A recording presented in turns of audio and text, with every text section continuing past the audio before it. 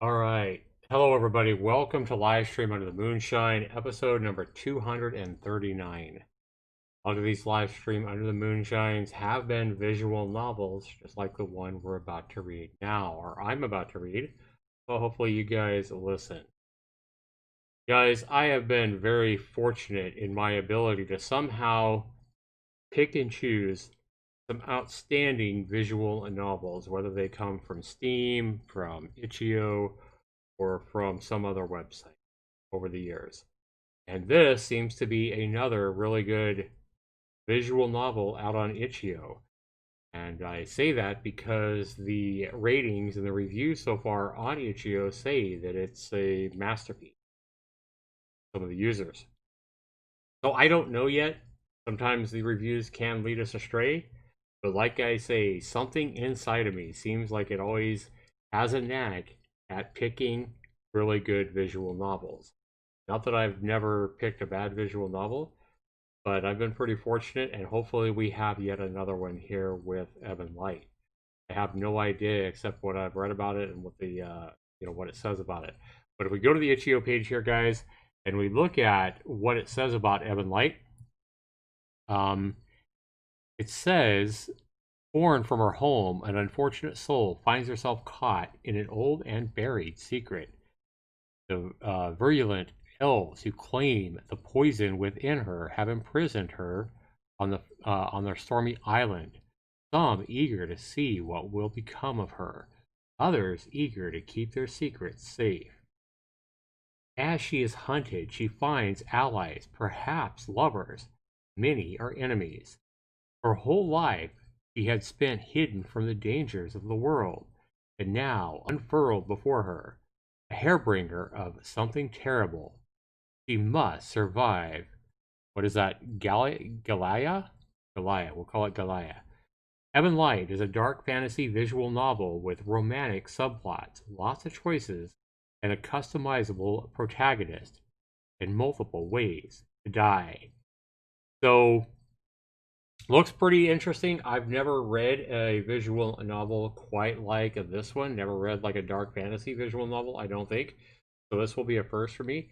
If it does have lots of choices, I think that'll be cool. A lot of these visual novels that I have read in the past are visual novels that don't really have a lot of choices. They're just kind of like me reading a book to you.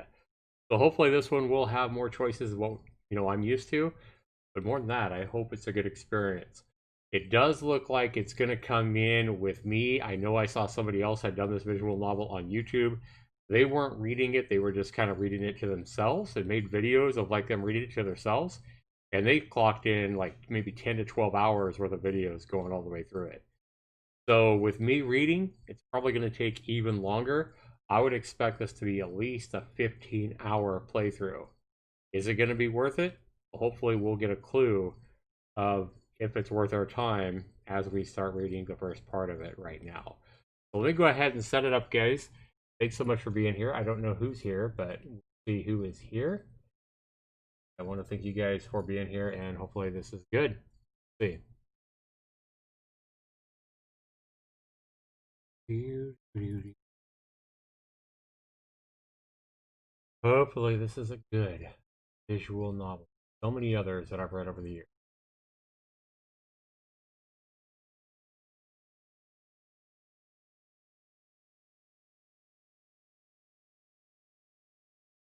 Waiting for this VN to launch, guys. Taking quite so long. Try it again.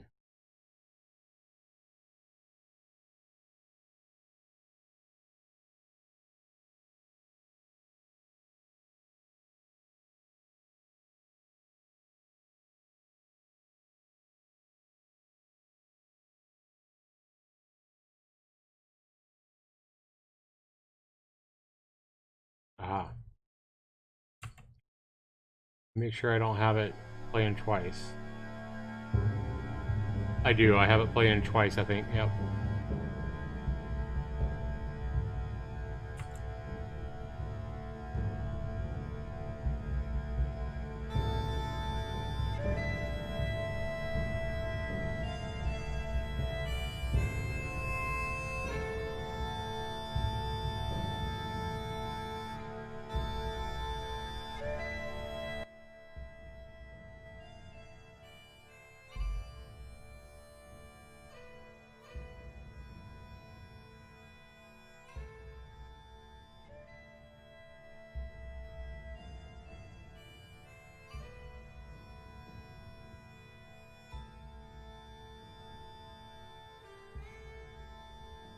Alright, let's go ahead and go there.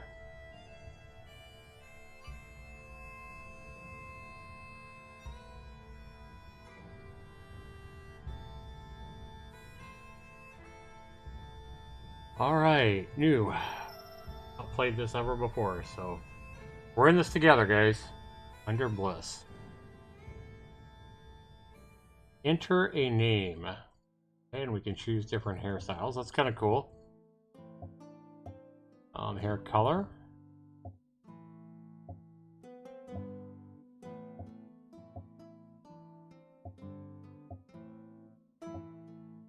Let's just go with a dark brown. I don't know.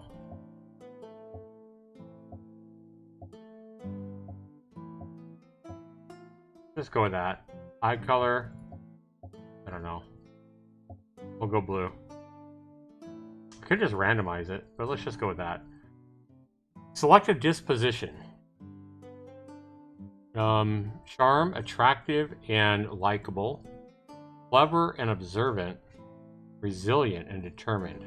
I like resilient and determined. Tenacity. That's also a perk in one of my favorite games, Dead by Daylight. So let's go with that one. And then let's also come up with a name. Let's go with,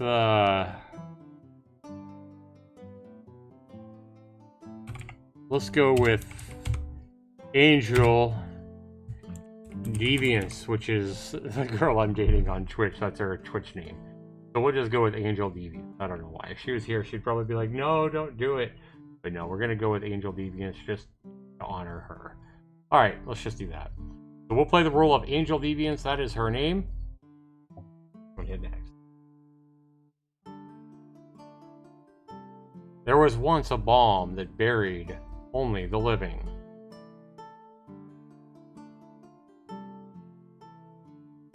The people who... Oh, not bomb, tomb. A tomb that... Okay.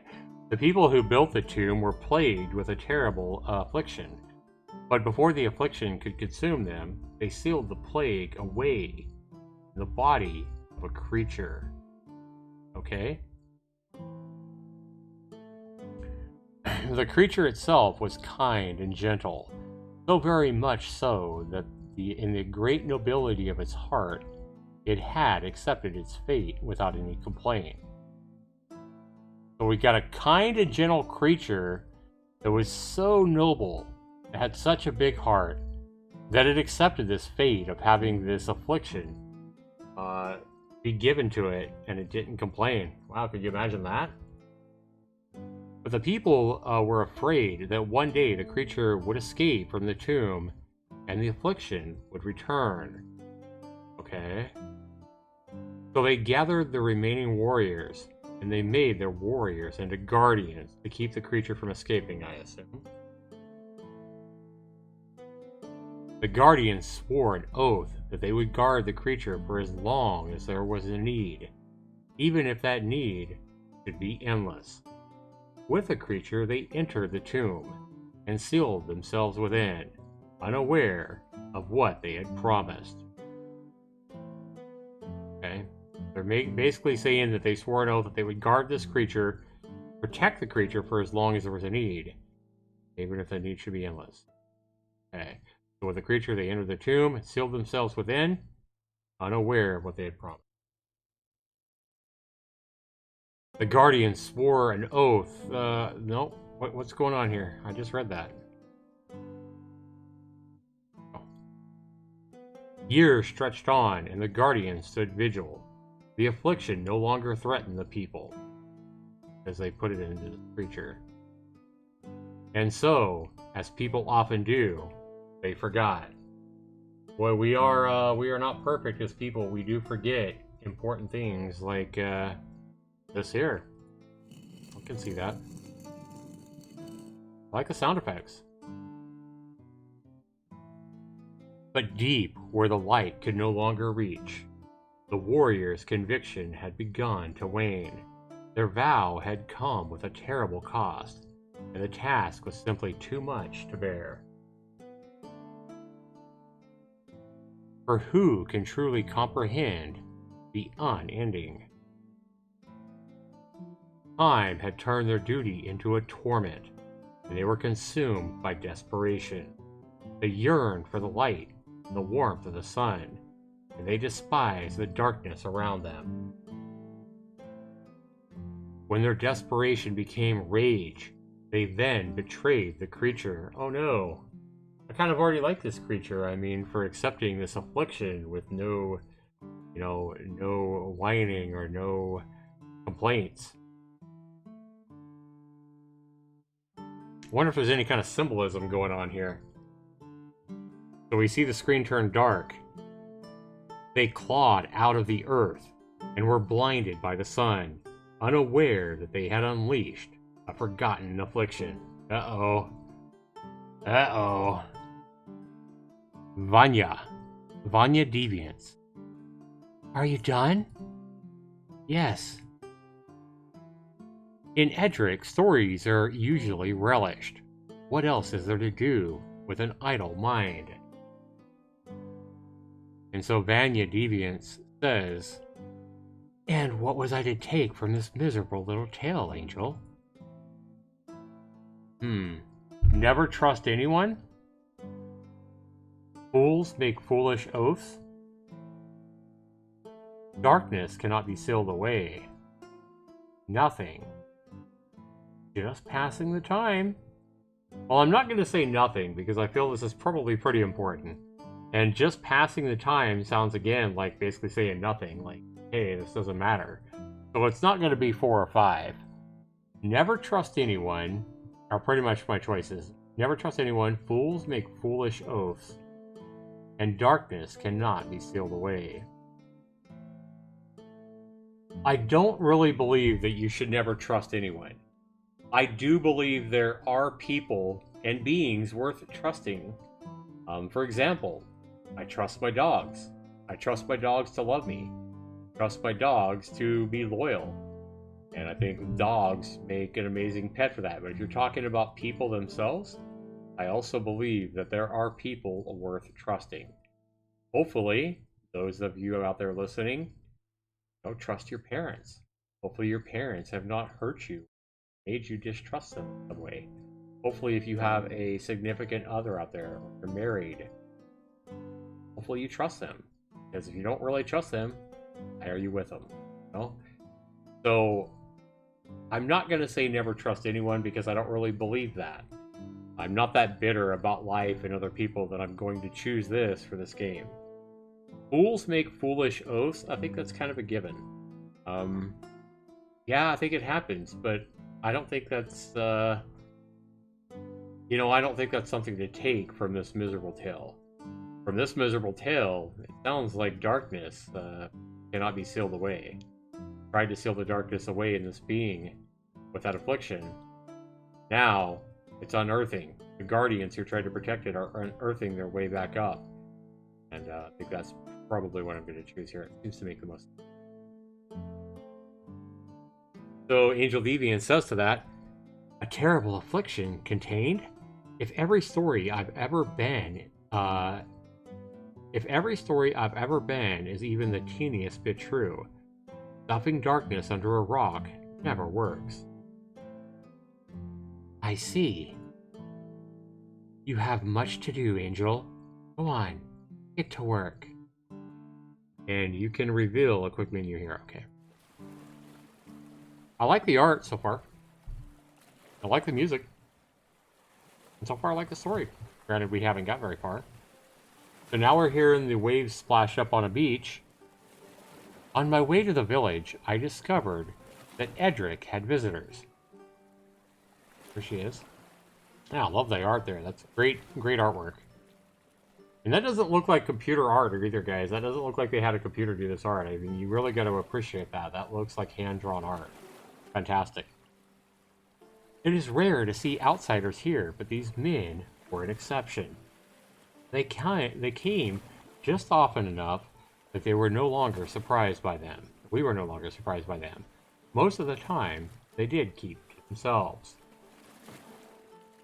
But even the friendliest of their number would grow evasive and choose words very carefully if asked too many questions. Luckily, for their dislike and meddling, We disliked change. We left each other to be, and suited one another just fine. As it would happen, I was caught in a conversation with one of our visitors, Ryland, a crew member from the Serpentine. The most beautiful ship man dared dream of. Not that I had anything to compare with, nor the wish to disagree. So, Angel Deviant says, thus, what is it? Spice, my dear. But from where? Well, I'm not sure. This game is giving us a lot of choices. I'll give it that so far. You're not sure where you stole it? Should I ask him that? Can't you tell me anything about it? Or then why should I care about it? I'm gonna say, can't you tell me anything about it? Surely you have some idea. You remember when you got it, don't you?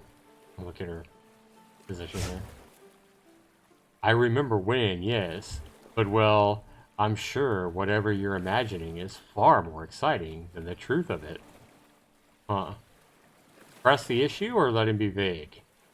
Oh, come on, let's press the issue. I'm curious. I know you guys are too. I really prefer to have at least a slight idea of what I'm getting when I trade. I realize this is an eccentricity of mine, but bear with me.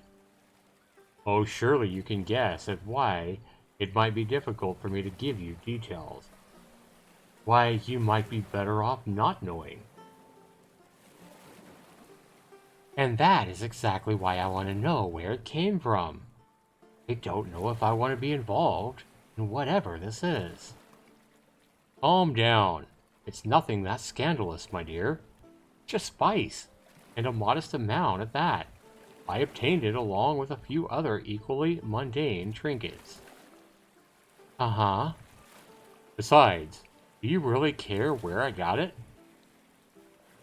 Yes, I do. Or I wouldn't be pressing the issue, right? Sense to me. Of course I care. Morality aside, ill-gotten gains have dangerous consequences.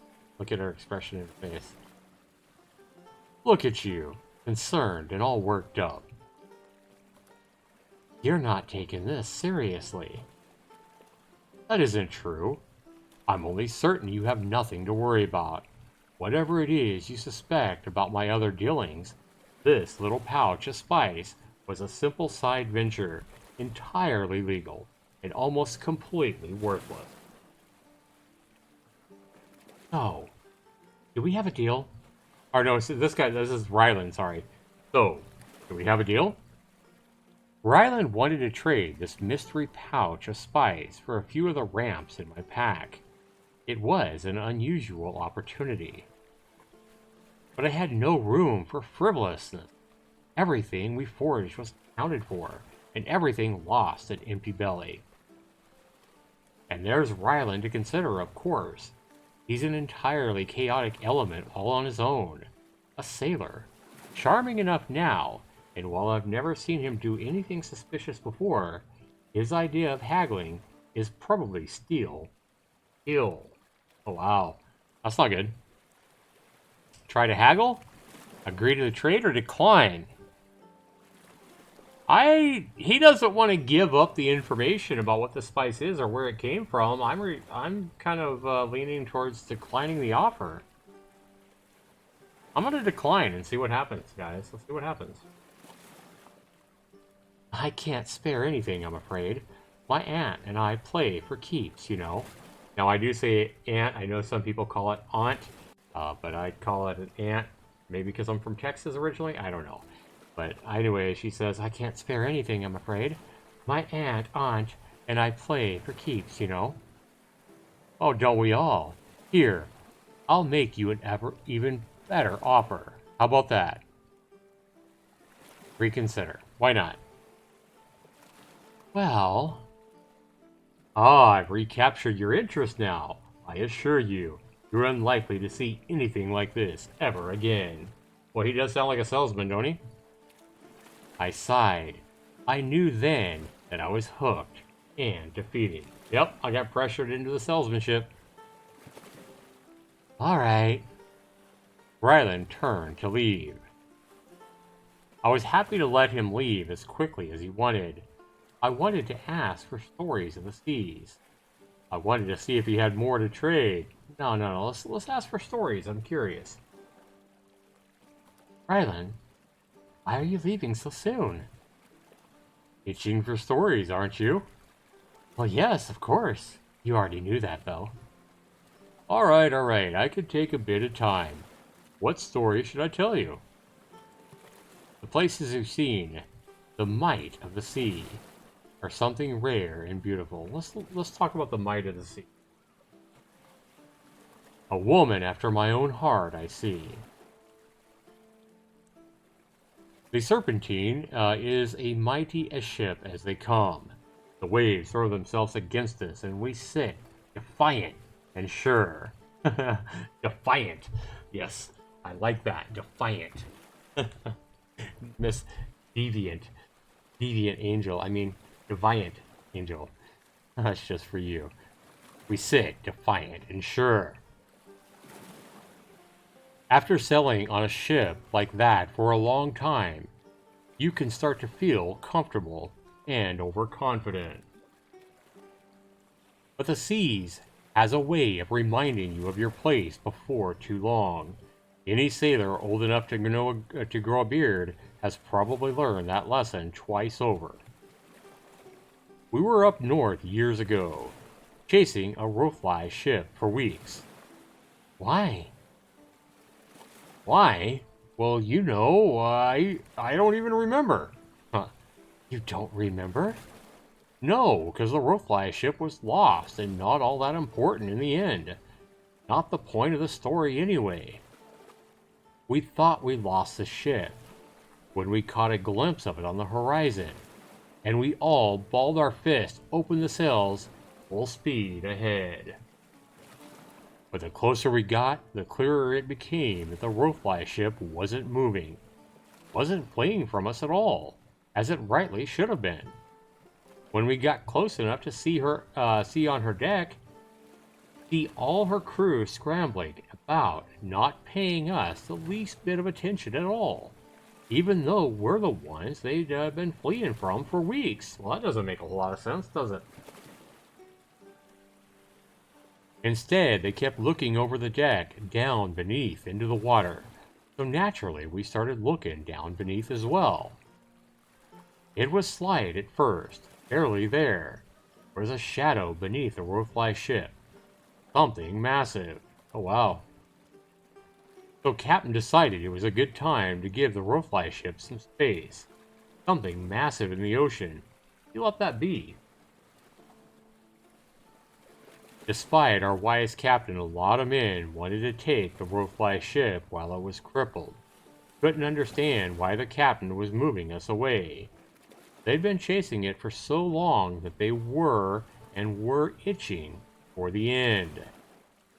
But good thing our captain was cautious, because as you would guess it, we look over and we hear the great roar of water rushing. The sound of that massive thing rising up out of the sea. We all got quiet and watched. The Rothfly ship was caught right in the middle of the rising behemoth. The behemoth held the ship in place with some kind of appendage, a massive bony spire that skewered the Rothfly ship like a cooked squirrel. Damn. It kept rising until enough of it was out of the water that we realized that as far as we could see, all that mass, all that shadow, all was just a mouth. Holy shit, this thing's huge. The mouth began to close, slow and patient, ignoring all the chaos and terror it was causing aboard the poor Rothfly ship. I had a spyglass, you know. Always been too curious for my own damn good. Watched a bunch of the crew jump overboard from that ship.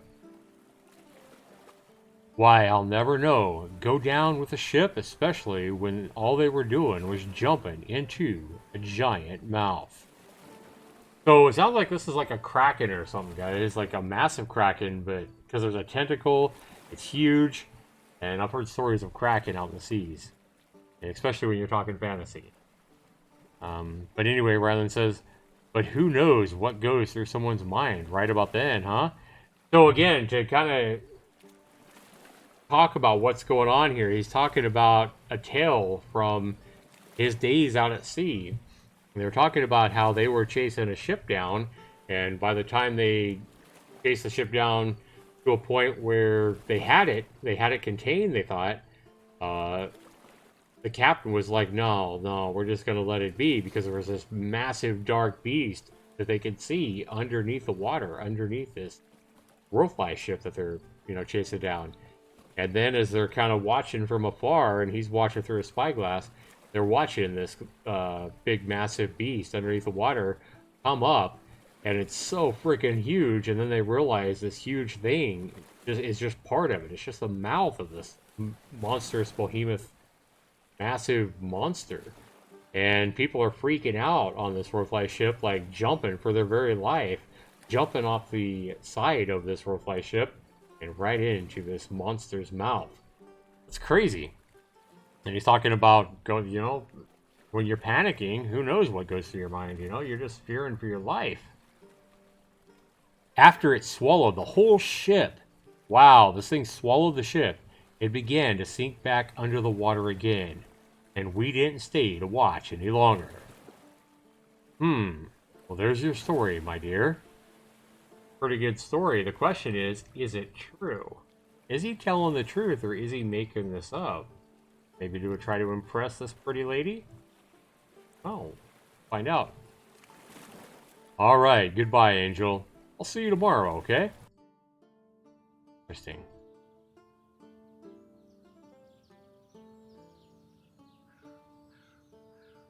Aunt Vanya? No one answered back. Our hut was humble, though I understood this only in a way that I understood elsewhere. People kept massive fields with servants and livestock. But elsewhere was elsewhere. Here in Edric, our hut was something to be proud of. No reason to feel shame or envy. And Vanya was, in fact, very proud of our hut. But looking at it, the only thing I could see was fence in need of mending. It had been threatening to give away for weeks, though nothing new. It had been in one state of disrepair or the next since I was a child. Kick the fence, try to fix it for the 232nd time, or ignore it? Well, I'm not going to try to fix it for the 232nd time. They say there's a wise saying out there that to keep doing the same thing and expecting a different result is foolish. So if we've already done it more than 2 or 3 times and it's not fixed, I don't think we're going to try to fix it for the 232nd time. Doesn't make a whole lot of sense, right? Kicking it doesn't make a whole lot of sense either, so I think we're just going to ignore this one. Makes the most sense to me.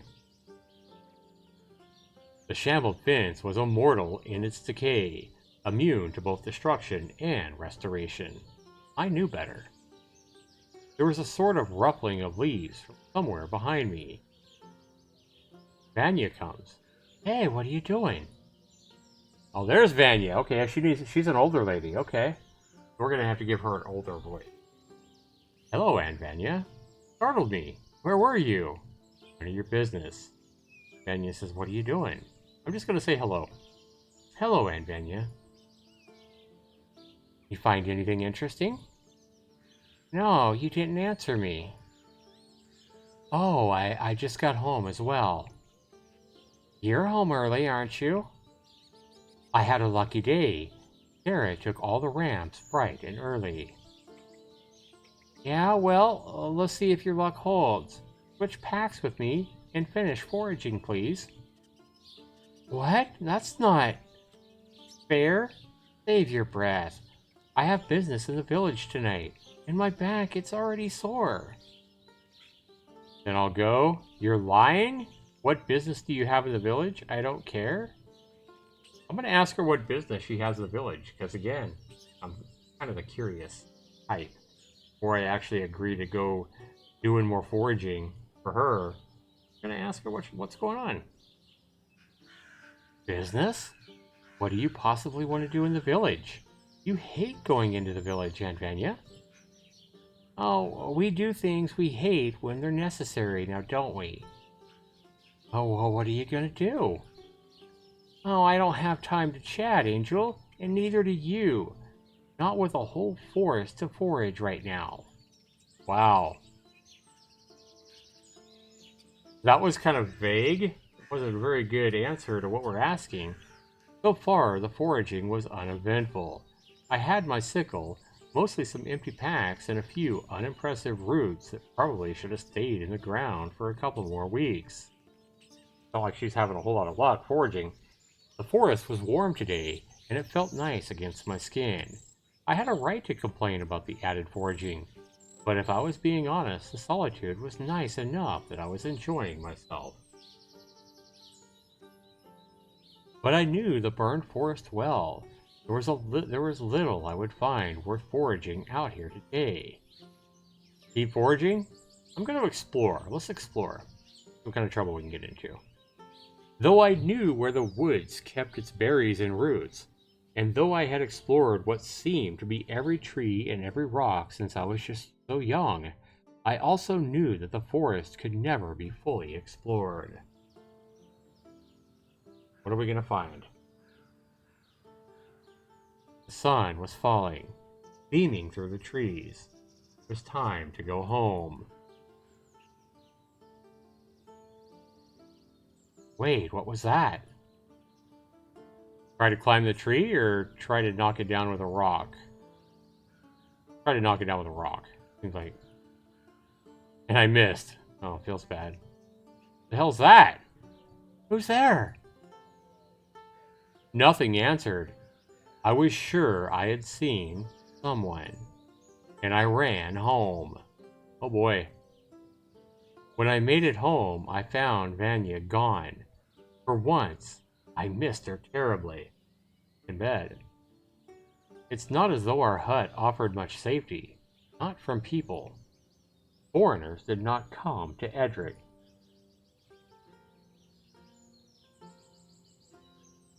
Vanya comes in and says, Angel?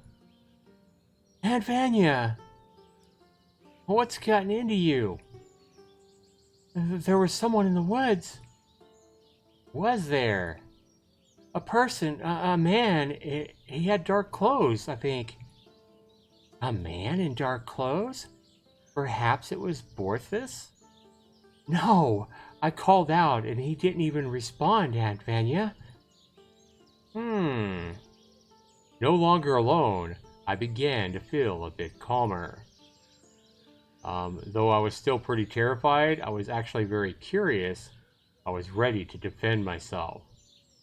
I'm gonna assume she's still gonna be pretty terrified since she don't know who it was and he's wearing dark clothing and he didn't respond. I think she'd probably still be scared. My grip loosened, and with it, my sickle fell to the floor. I hadn't realized I'd been clutching it so hard. I found myself sinking into my cot. So just so you guys know, like here she is sinking into her cot, but you guys will see as I read this, that sometimes I change the wording a little bit, or add a few words here or there, really to try to give it more meaning or more, to try to give it my own flavor, I guess.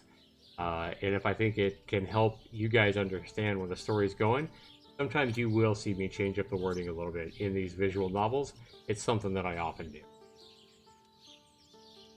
Right. You're really spooked, huh?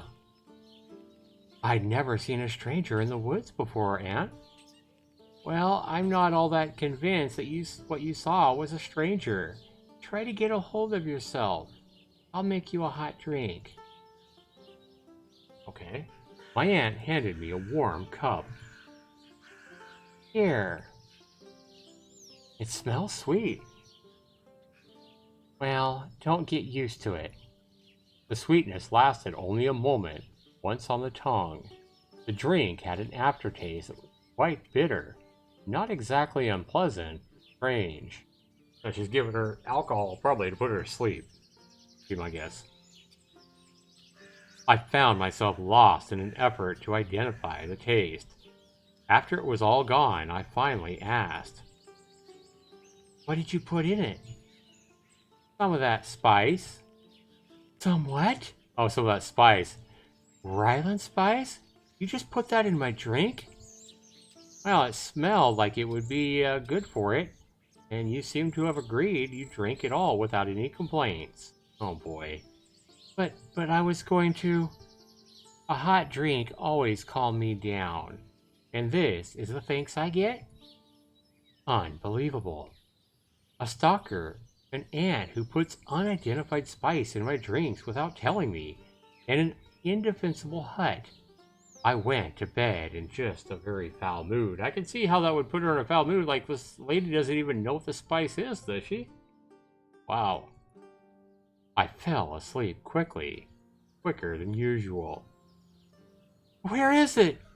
Unfortunately, I didn't wake gently. Uh-oh. You going mad on me, girl? Uh-oh. Not just yet. No, I think not. I was just having a very strange dream, though. Oh, what was it about? You just woke up yelling something. I don't remember. Dreams are funny that way. What did I yell? Where is it? Everything's certainly been strange lately. I've not forgiven you. I think I'll ask Ryland about that man in the forest. I wonder what I was dreaming. I think I'm still going to be curious about what the hell I was dreaming. I know I am. I usually don't talk in my sleep, do I? Do you think that if you did, you'd still have a cot next to mine? Good point. My loving aunt. Well, everyone has a weird night of sleep from time to time. No, I have some weird dreams sometimes, that's for sure. I'll be gone then. Get your work done, Angel. You're leaving? Yeah. Not much choice. Starving is the worst kind of death.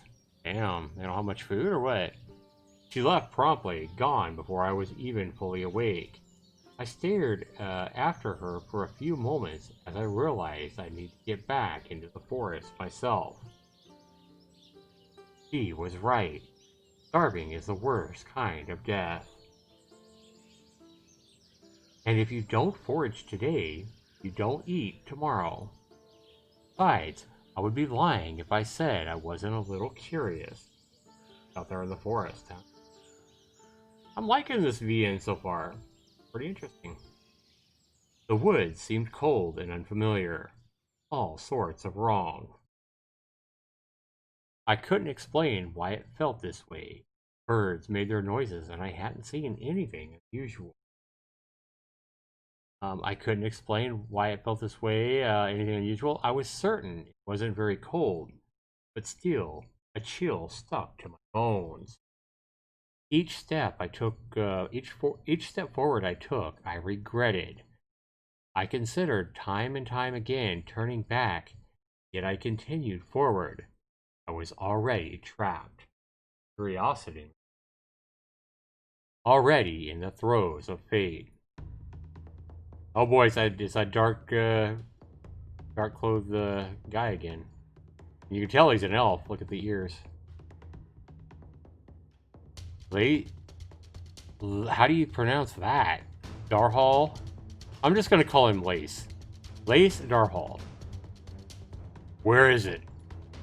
And then the source of my unease finally revealed itself to me. The stranger waited only for a moment before repeating his question. Where is the Kuthental? I couldn't do anything more than just stare. Look at the horror in her face. And he does look evil. Who? Where is it? Oh, he moves closer. The man, was it even a man, stepped forward with his hand outstretched, as though making to grab for me. No, he definitely wasn't human. He didn't move like a human would. Run, attack, or speak? I think at this point, I think she's gonna run. I think I'm gonna go with the more plausible choices here, guys. I'm gonna put myself in her situation. Look how, you know, she's a female, this is a guy, and she's already saying he's not moving like a human. I think the only choice here is to fucking run. And I ran. Hell yeah, I'm gonna run. Whether it was sheer desperation or truly the best choice, I didn't know. But what I knew were these woods, and strange as they had been, my bones knew them inside out. I decided simply that this was my game, and I would not be caught. With all the determination I had, I pushed myself forward as fast as I could go. And then was caught. Uh-oh. Lay says, "Stop making a fool of yourself." My legs were pulled out from underneath me, and as I fell to the ground, I realized that somehow this stranger had gotten in front of me. I looked up from the ground, my mind reeling, empty of all explanation, lacking any solutions. As best I could tell, he'd tripped me, somehow managing to grab a hold of my legs. I felt his grip on my calves relax and sensed him stand. I stared at him as he loomed above me. I was terrified? Hell yeah. I was going to destroy him? No, I think she'd be scared to death. Wait. His great confidence shattered what remained of my own. Fear kept a stark hold over me. Look at her shaking. Recovering composure felt futile, but I managed nevertheless. Shaking, I remained standing. A part of me wanted to reclaim just a sliver of dignity here. Ah, that looks more appropriate. What do you want? He gave a deep sigh. Are we still playing games? You know what I want. Where is it? How could I possibly know what you want? I could tell he thought I was lying, that I was hiding something. Do you know what I am? You're an elf?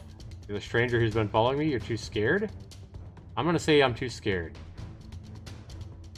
Oh, well, let me choose that. Okay. Probably because of my...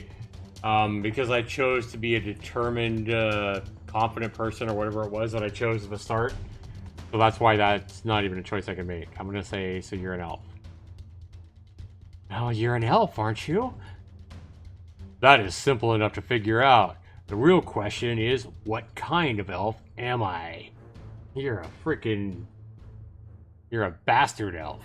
You know, you're probably like a whatever chaotic evil elf from D&D.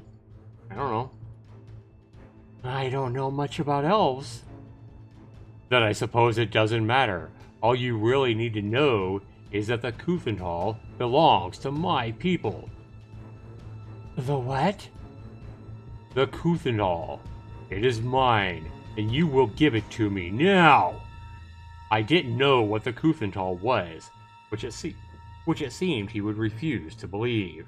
Perhaps believing instead that if he asked me enough times that I'd concede somehow. I don't really know what you're asking for. I wasn't sure how much longer his patience would hold, but I didn't think it would last very much longer. Calling it by another name? A small black pouch, decorated in ancient Galalian glyphs, containing a precious marrow. A pouch? The spice I had gotten from Ryland was in a pouch that looked a lot like what he described. Not that I knew what Galalian glyphs looked like, but if I had to take a guess... The pouch of spice from the pirate? Or lie, I don't know what you're talking about. I think she's gonna be really tempted to just give in and say, are you talking about the spice from the pirate? But I think she's something also is gonna want her having to protect it based on her own self-confidence and assurance and determination. So I'm gonna lie. I don't know what you're talking about. She says, I still don't know what you're talking about. Don't you? Does that mean you didn't accept the Kuthenthal from the other human in exchange for what I believe were vegetables? You were watching? Where were you? Just how long have you been watching me? I'll make it simple, human. All I want is the Kufenthal. I'm running out of time, and so are you. The Kufenthal belongs to me. You have no means to challenge me at this. You have no right to. So, your options, lucky as you are to even have any, give me the Kufenthal, or die. Damn. It is mine, actually. What makes it yours? Fine? I'm gonna say, what makes it yours? Even though I'd probably just say fine. That means it belongs to you? The Kufenthal belongs to Galalians. You're not a Galalian. I am. It is simple. You're Galalian? Yes.